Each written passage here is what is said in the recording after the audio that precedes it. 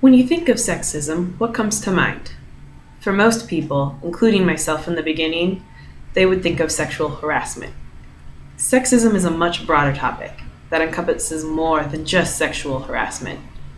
Sexism, as defined by the Merriam-Webster Dictionary, is prejudice, stereotyping, or discrimination typically against women on the basis of sex.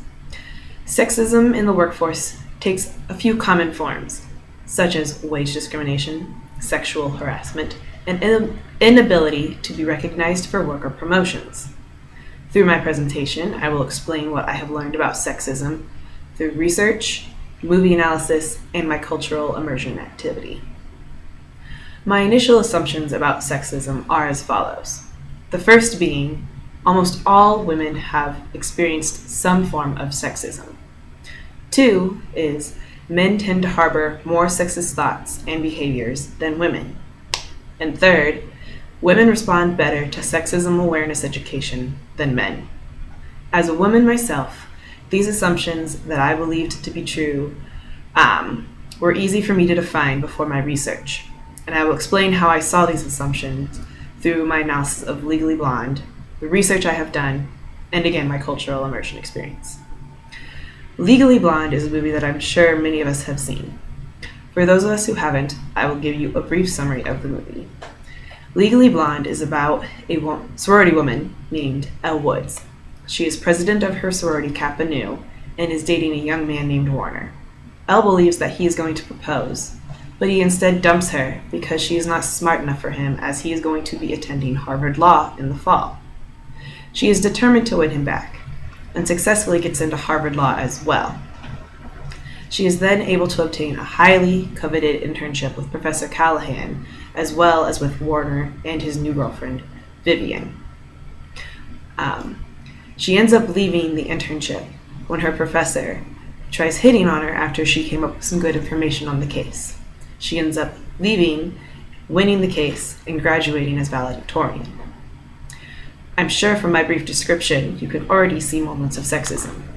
I will now cut to the scene where Professor Callahan pulls Elle into his office, where he proceeds to hit on her. I will discuss the encounter afterwards. Hi. Hi. Sit down. Okay.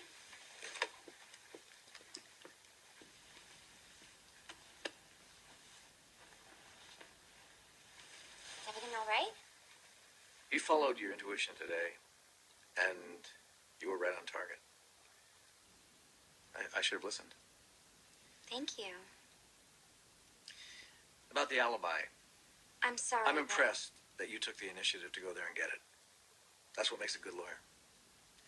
And on top of that, you gained the client's trust and kept it. That's what makes a great lawyer. You're smart, Al. Smarter than most of the guys on my payroll. Wow. I think it's time to discuss your career path. Have you thought about where you might be summer associate? Oh, not really. I know it's very competitive. Well, you know what competition's really about, don't you?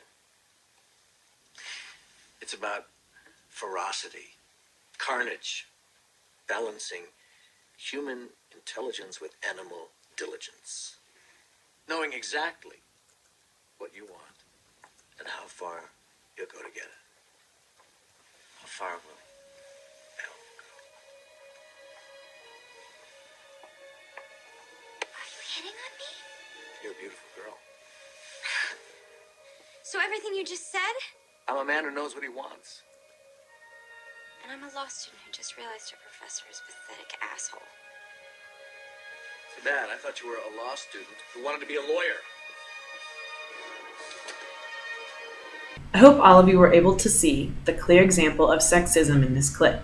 Professor Callahan is using his position of power to try and get what he wants out of Elle. In doing so, he is implying that she needs him in order to be successful. This short scene allows me to tie into my first two assumptions. Elle is obviously experiencing sexism from her professor. All of the compliments he gave her about her work now seem like insults because he used them to try to get what he wanted out of her. This ties into my first assumption that nearly every woman experiences sexism. We also see that Vivian overhears the conversation. Later on, she calls out Elle for this encounter, and we can assume that Vivian knows it is wrong, since she humiliates Elle in front of everyone. Also, the fact that Professor Callahan uses his position of power to try and get what he wants out of Elle is in line with my second assumption, that all men tend to harbor more sexist thoughts and behaviors than women. While this could be considered an extreme situation, it is safe to say that situations like this one have happened before. We can assume that this is true for Professor Callahan because he has an air of confidence that this will work on Elle. We can assume that he has had successful encounters with other women. You may be asking how this is prevalent in today's workforce. A lot of us, myself included, probably believe that women are treated equally in the workforce. We learn about the women's movement in classes, but fail to realize that there is still a lot to be done. A recent event may help convince you that there is still a lot to be done in terms of women's equality in the workforce. Recently, the U.S. women's soccer team filed a lawsuit for equal pay. I will now play a video about this event that I found on Sequence Media News. Looking to end what they deem as discriminatory and unfair treatment, 5 members of the U.S. women's national soccer team have filed on behalf of the entire team a wage discrimination action against the U.S. Soccer Federation with the Equal Employment Opportunity Commission. Citing figures from the U.S. Soccer Federation's 2015 financial report, the women's team generated almost $20 million more of revenue than the men's team, while the men were paid nearly 4 times more than the women athletes. In early January, the Women's National Team Players Association submitted a proposal for a new collective bargaining agreement to the U.S. Soccer Federation with equal pay for equal work as its driving measure. The Federation issued a statement saying that they are committed to and engaged in negotiating a new collective bargaining agreement that addresses compensation with the U.S. Women's National Team, but only when the current agreement expires at the end of this year.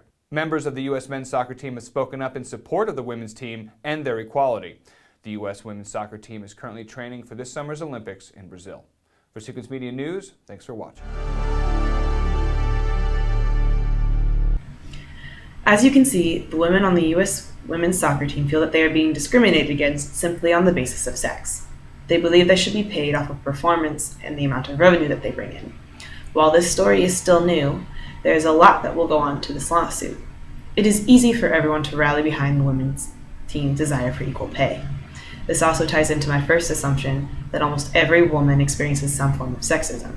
In this case, it is wage discrimination versus the sexual harassment example we see in Legally Blonde. Through my research, I was able to find many examples that verified my assumptions. For assumptions 3 and 2, Zydwisky, Danube, and Shields wrote an article based off of research they did on sexism education.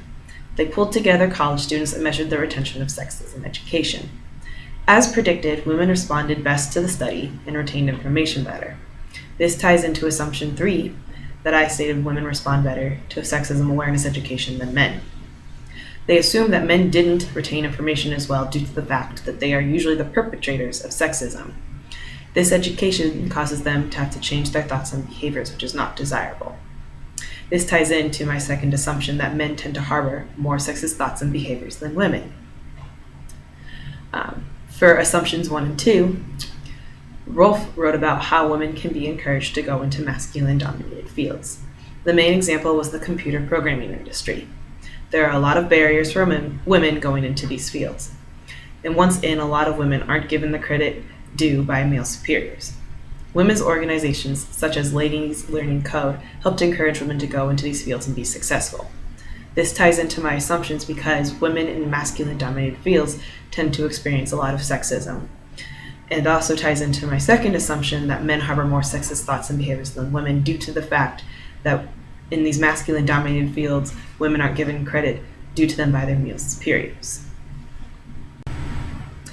For my cultural immersion, I went to Caterpillar and was able to speak with women who worked for Caterpillar.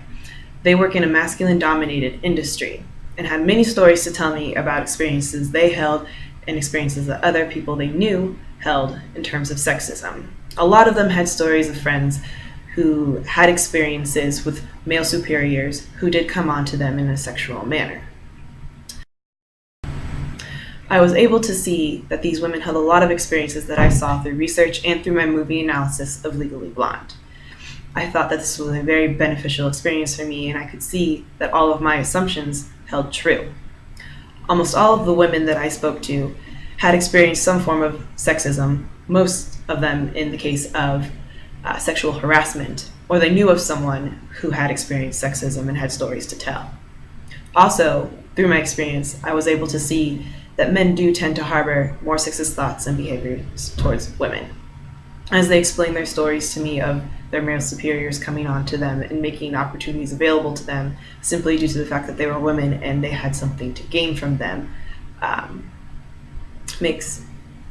allows me to see how this assumption is carried out in the workforce.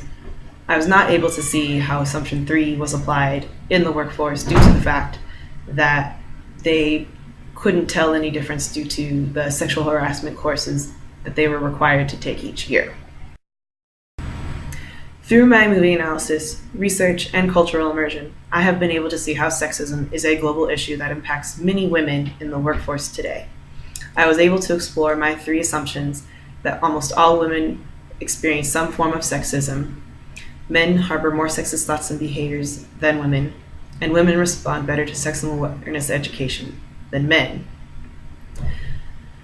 I hope that I have been able to show you what I have learned throughout my cultural immersion, research, and movie analysis. Thank you.